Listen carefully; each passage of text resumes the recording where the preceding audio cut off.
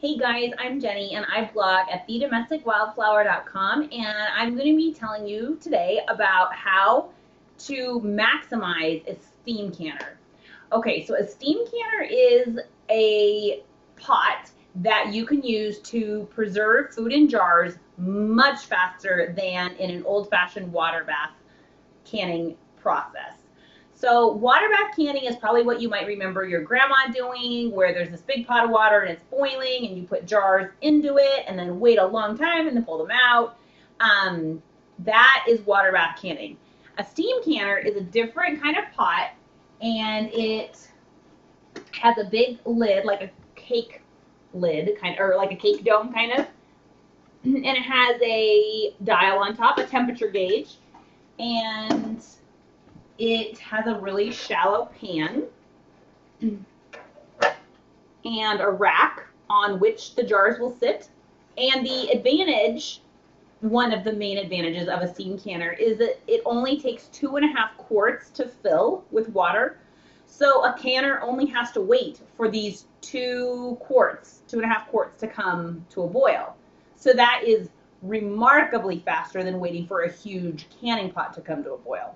And it saves energy, and it's way less weight to lift, and it's better in lots and lots of ways.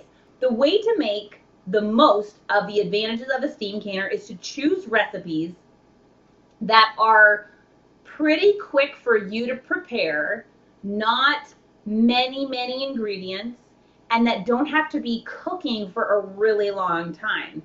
Because this steam canner will be ready to boil or ready to process in about 5 minutes.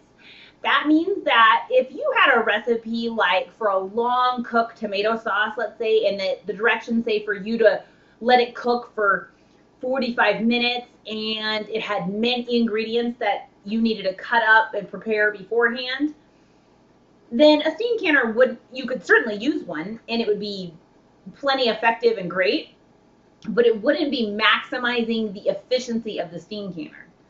A recipe that requires like just green beans and hot brine poured on top, that's how you make dilly beans, something like that, where you're not actually cooking anything for very long at all, and you just simply assemble the contents of the jars and then put them in the canner.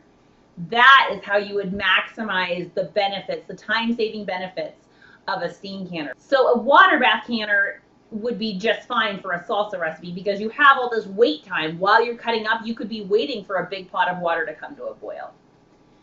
But the way to maximize a steam canner is to choose recipes that have not very many ingredients, not a ton of prep time, and that are basically whole or semi-whole fruits and vegetables in a jar with hot syrup or brine poured on top. That is how you would make canning really fast. Because the processing time inside a steam canner is exactly the same as in a water bath canner. The jars have to be processing for the same amount of time, but it's the lead up, the preparation time. If you choose a recipe that has a short prep time, then your total canning time will be decreased significantly.